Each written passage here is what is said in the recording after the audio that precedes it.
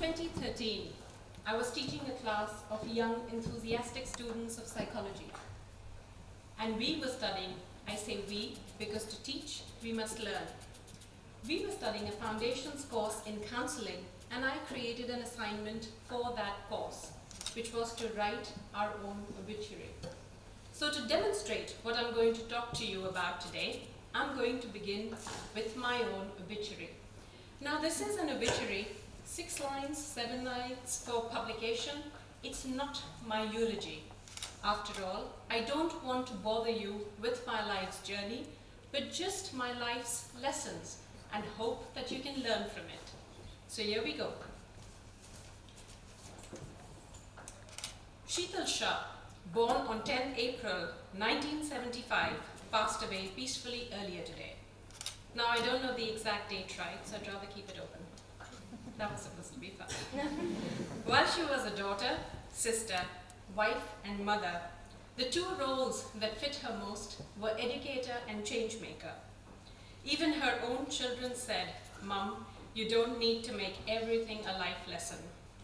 She lived intentionally with clear values of gratitude, hard work and perseverance, and with a firm belief that if we pay it forward instead of paying it back, the world would be a better place.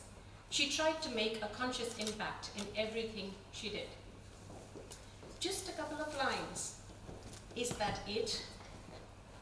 Years ago, when my students and I read our obituary in the classroom, we were teary-eyed.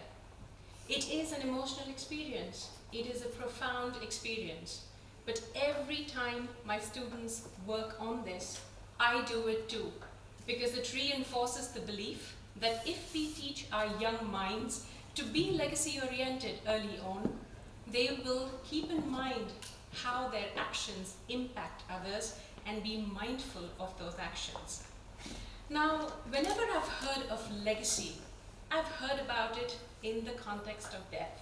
But today, I'm going to talk to you about legacy in the context of life, something that I create and I can control. Now, what does it mean to be legacy-oriented?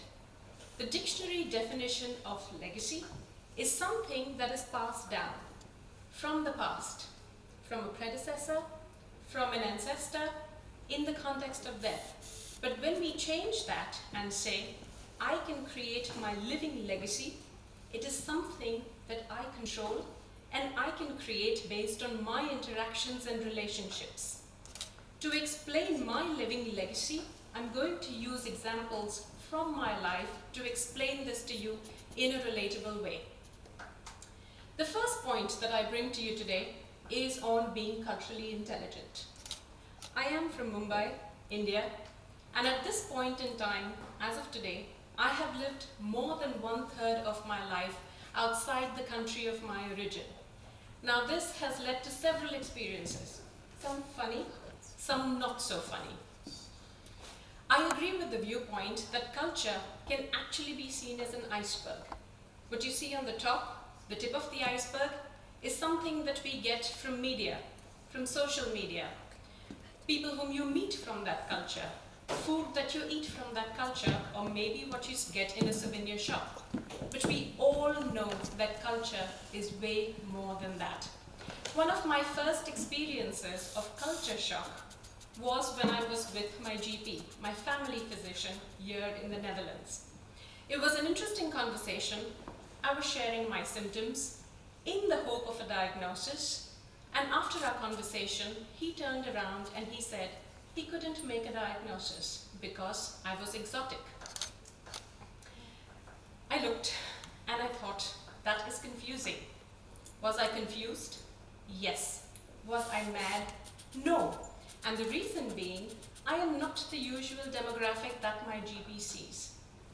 And it is so easy for us to conclude that there is a bias.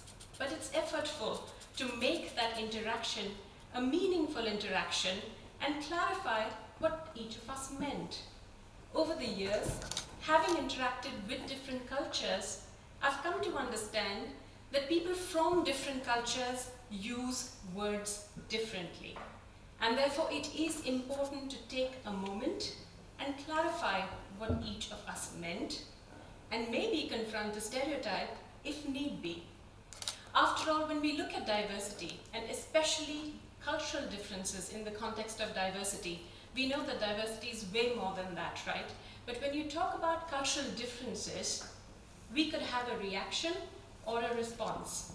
It could be wow you in a condescending way, or it could be wow you in a positively curious way. And if we are intentional, we can make the latter, which is a response, our default response. And that could be our living legacy by living in a culturally intelligent way or a sensitized way. The second point that I bring to you today is on empathy and social intelligence. I am a psychologist. Empathy takes on a completely different dimension. It is a skill that we get trained in. It is a value that we live by. And this is not only how we interact with our clients, but with people in general. And therefore, psychology has been a great teacher for me because it has helped me understand that when I see a person, I don't necessarily see their lived experience, the trauma that they could have experienced, or the emotions unless they share them with me and why they feel the way they do. And therefore, can I give the person the benefit of doubt to say, I may not be able to walk in your shoes, but I can understand those shoes are really difficult to walk in. The third point that I share with you today is on collaborative success, and this is one of my all-time favorites. So I'm going to ask you to think with me, and I begin with a question. For me to succeed, do you need to fail? I repeat, for me to succeed, do you need to fail? No. For those of you who know me, know that I use the term social capital very often. What do you mean by social capital?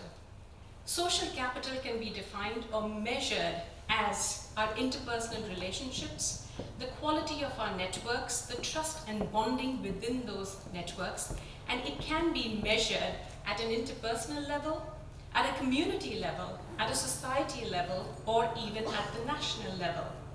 If we think through that lens of collaborative success, we increase our net worth together, our social capital together. Is this challenging? Yes. Is this difficult? Maybe, because there are enough and more examples why you should have more likes than me, or I should have more followers than you, or why I should be better than you, or why are you better than me? And therefore it is an intentional way of living, of thinking, can we succeed collaboratively? The last point that I bring to you today is on sustainability. Now, in the context of this last 1 year, we all had one piece of clothing or fabric that we all used, the face mask. Some of us used disposables, some of us used reusables. A small action of cutting the string before we dispose it goes a long way. And I'm going to show that to you.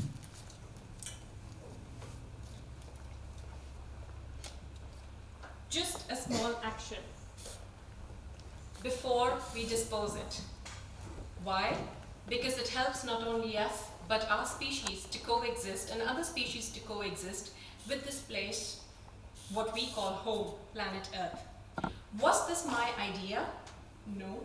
I learned it from Sir David Attenborough, but it is my practice and I do it intentionally. There are so many more examples like this. For instance, wouldn't it be great if I knew what I was wearing, where that came from? What I was consuming, where that came from, how that gets disposed, how it gets recycled, repurposed, or upcycled. Conscious consumption instead of mindless consumption is an intentional way of living, and sustainability could be our living legacy. It is mine at least. Now, in the context of the last year, the pandemic stretched us all in different ways. One of my colleagues said that beautifully. We were all under the same storm. Some had a raft, some a boat, and some were just trying to stay afloat. We dealt with life and the fragility of life very differently. We witnessed death very closely. As an educator, an assignment that I worked on years ago, which was to write our own obituary, became even more relevant today. Because when it comes to creating a living legacy, it doesn't matter how young you are or how old you are. We can create our living legacy because life offers us enough and more opportunities to make a conscious impact in everything we do. Thank you.